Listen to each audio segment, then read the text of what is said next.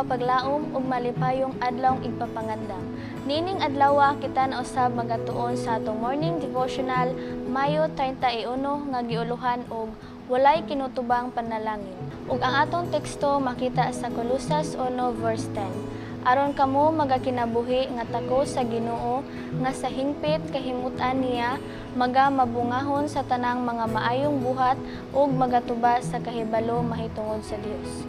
Atong tun-an ang pag-ampo ni Pablo alang sa mga kaigsuonan sa Colosas. Tungod niini nagsulat siya, sukad pa niadtong adlaw sa among pagkadungog niini.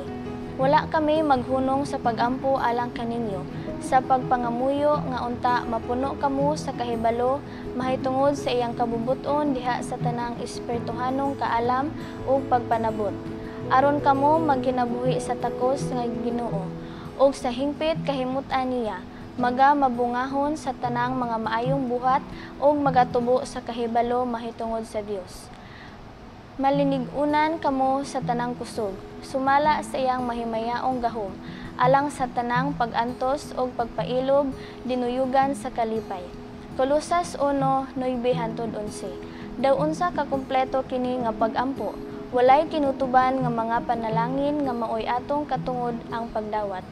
Mahimo nga kita mapuno sa kahibalo, mahitungod sa iyang kabubuton.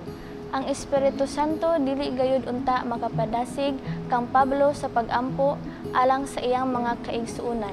Kung makahimo pa sila sa pagdawat sa tubag gikan sa Dios sumala sa ilang gihangyo. Ngadto sa iglesia sa Efeso nagsulat si Pablo, tungod niining maong katarungan, ako magaluhod sa atubangan sa Amahan. Kang kinsa nagadawat og ngalan ang matag usa ka banay sa langit ug sa yuta, aron nga sumala sa kadagaya sa iyang himaya.